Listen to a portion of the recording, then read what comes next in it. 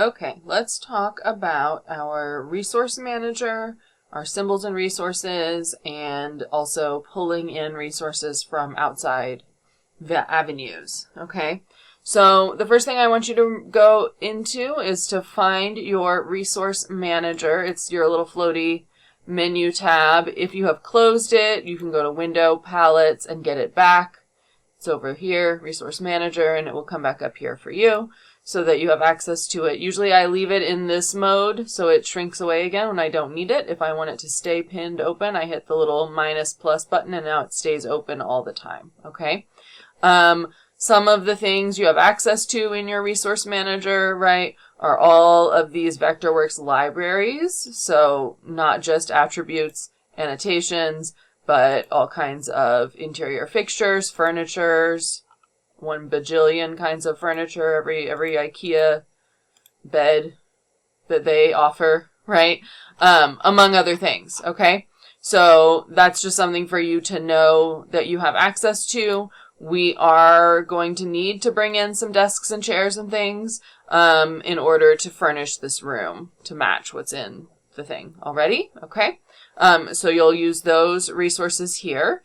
If your libraries are not updated and you don't have all of this stuff, you should be able to update those libraries. Let's see if I can, if I go here to refresh those libraries to make sure that they're all connected.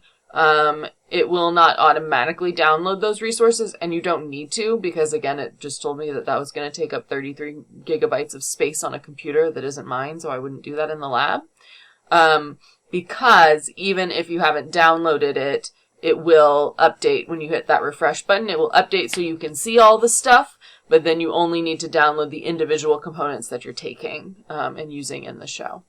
It'll also ask you if you want to download or update your libraries when you start the software. That's a good time to do it as well, so that you have access to all of these things. Let's just say I'm looking for a chair. If I type in the word chair, I'm now going to get all the kinds of chairs that I could possibly ever want.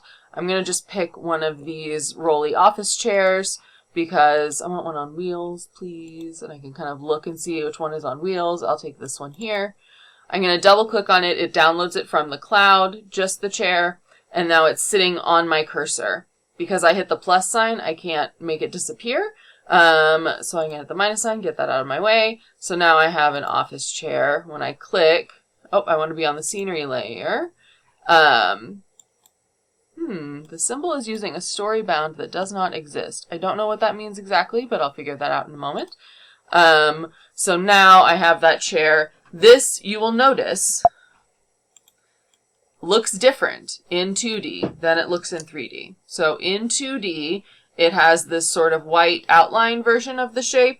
And then as soon as I switch from top plan to just top view, I'm now seeing all of the polygons that make it up. And then if I go into another view, right, I'm seeing this 3D shape. If I turn shaded on, I will also get textures and fabrics, okay? So this object has all of those attributes attached to it. It also has, Command 5, a 2D component to the symbol. So this is a 2D/3D symbol. It'll say right here what kind of object it is. So I'm a 2D/3D symbol. Double click on you. I have a 2D component and I have a 3D component. If I edit the 2D component, I'm going to change what this shape looks like. And then if I want to switch to the 3D component, now I would be editing in this 3D object. So that's where I would, if I wanted to change the fabric, I would go in and edit the 3D version.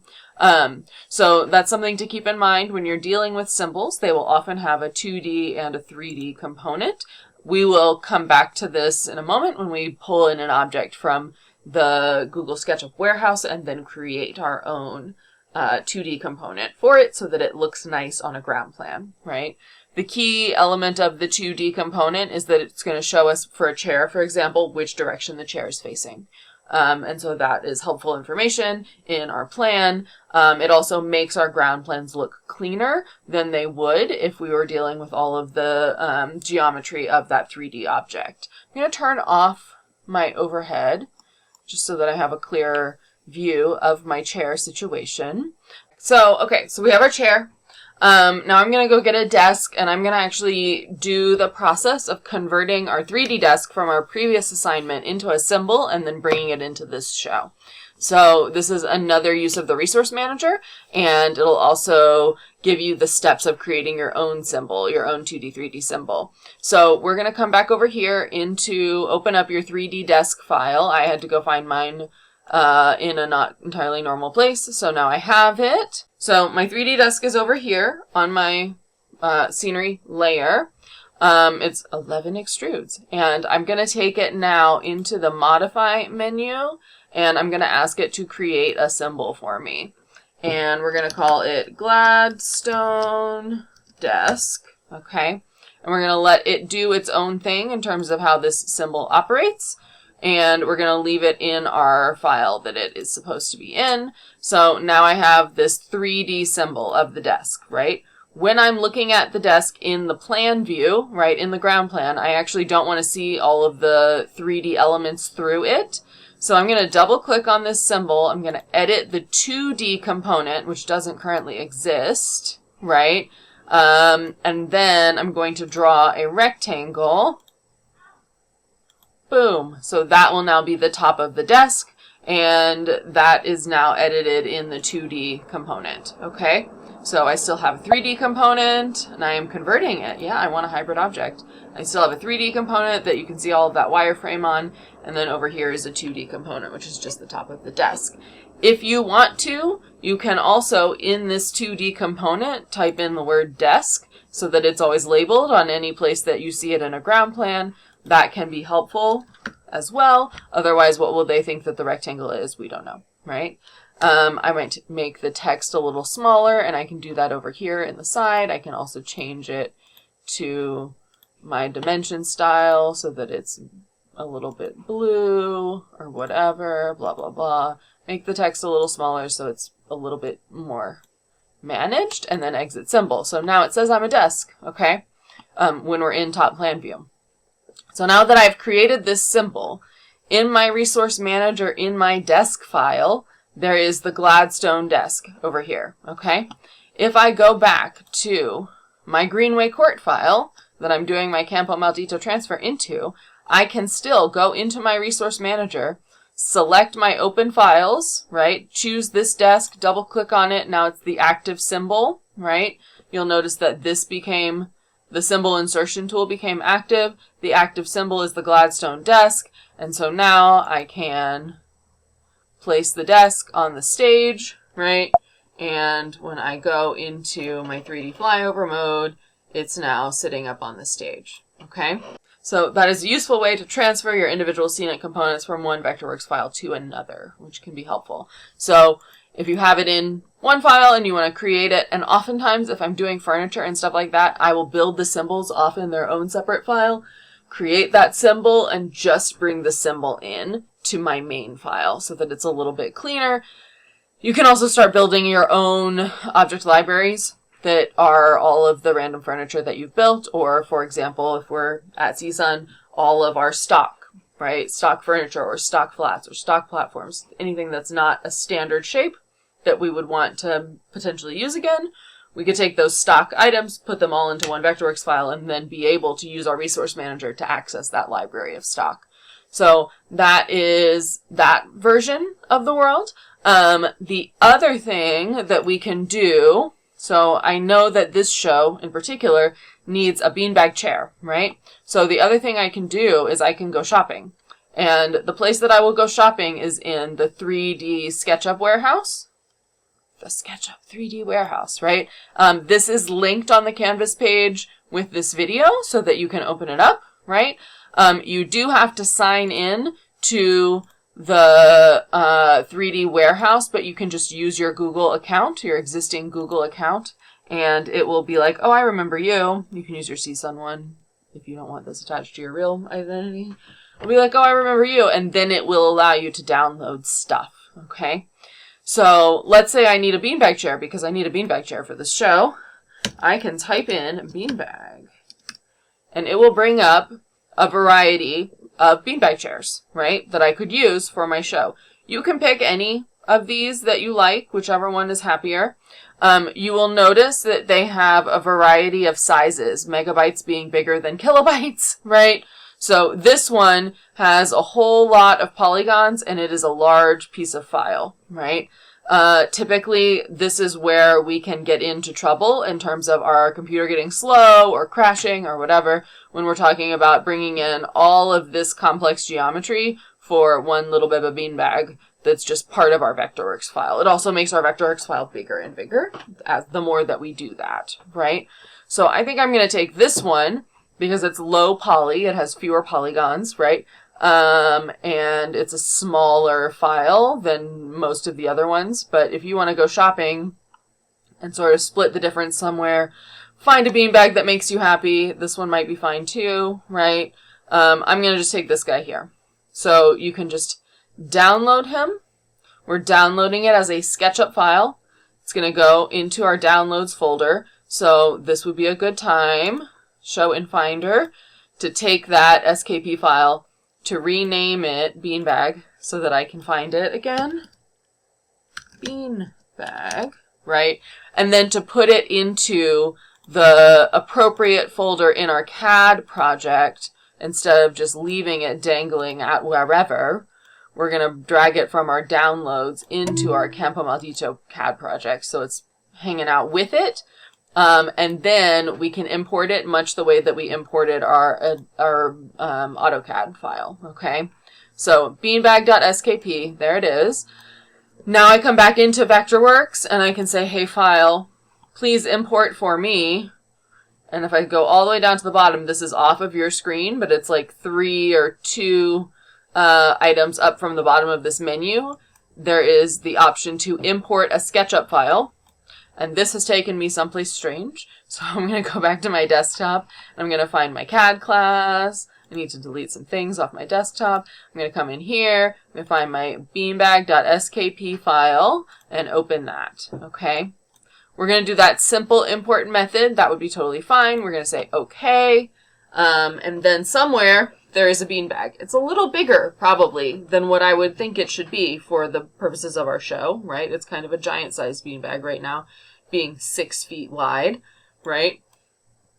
And it's brought it in on its own design layer. So when I hit Shift C, I can now kind of see the shape of our beanbag, and it looks like the seat is opening in this direction. So we will make a 2D component that kind of points in the direction that the chair of the beanbag is opening in, so that we have a cleaner ground plan and we don't think that there's some sort of a geodesic dome in the middle of our set.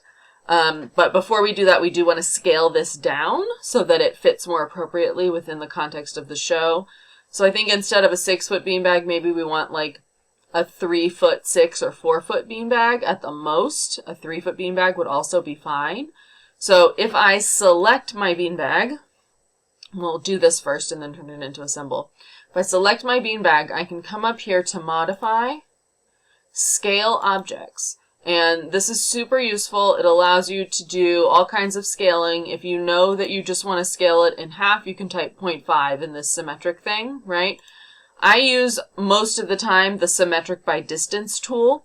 So I'm going to say, how big is the beanbag? And it opens up this little measuring tool that lets me kind of snap across the beanbag. And then it's like, okay, so currently the beanbag is 6'3", and let's say I want to make it actually be 3'6", and I say okay, and now it'll shrink the beanbag down to be the correct size, okay?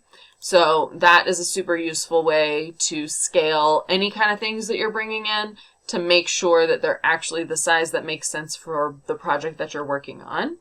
I am going to switch now into my top view just so that I can see my 3D shape.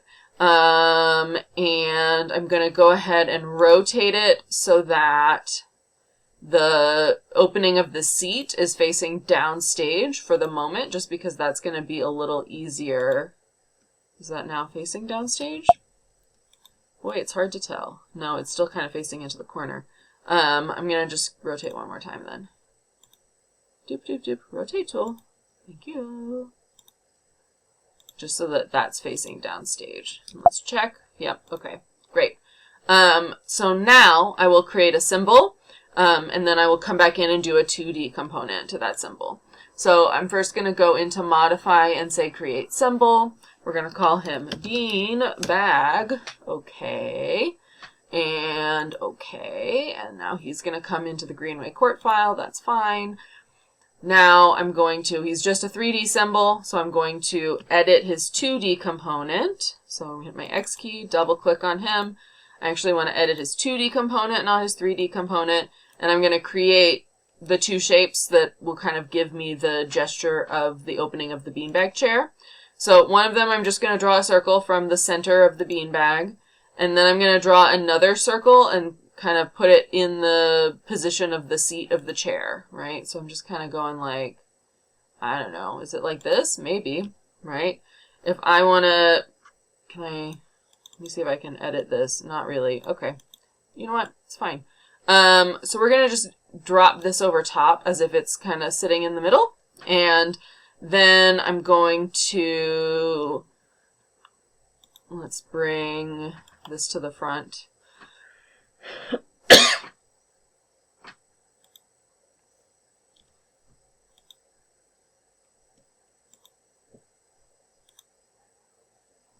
That's not what I wanted to do at all.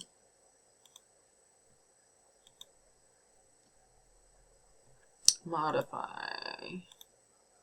Great. Intersect surface. So that creates this smaller shape, and then I can delete the original shape, and now it kind of has the right general form. I'm going to come in and edit it a little. I'm going to just bring this in a little bit on both sides so that it looks a little bit more beanbag chair-y, right? I'm editing this shape that I created by intersecting surfaces. So now I kind of have, this is the seat is opening in this direction. This is obviously in the top side of it, and then now it has the 3D mode where it looks like a 3D beanbag, and then it also has a 2D component. It should, but it isn't. Oh, I'm in the wrong mode. Doop, doop, doop, top plan. Top plan view mode, right, where it's a beanbag chair, okay? Again, if you want to type the word beanbag on it, you can. You can add that into the 2D components. So now I have this all as a symbol. It is in my resource manager for this project.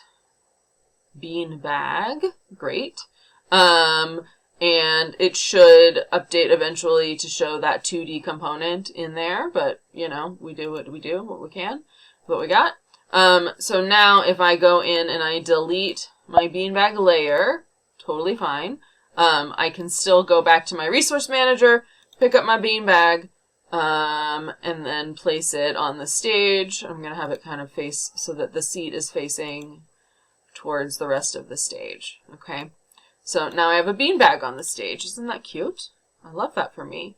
Let's make sure it is, yeah, see it's in the wrong layer. I did this again. Make sure I'm on the scenery layer when I'm working. So I need to make sure I'm actually where I want it to be. And now I have my scenery layer. I have a desk. I have a beanbag, right? More to come, right? So you can go through, find a bookshelf, either in your resource manager or in the Google Sketchup warehouse. Find the other accoutrements of the set and add those in. And then we'll come back in another video and talk about adding textures and paint treatments and stuff like that. And then finally we'll come in and do our plates and our drafting. All right. Thanks, friends. Bye.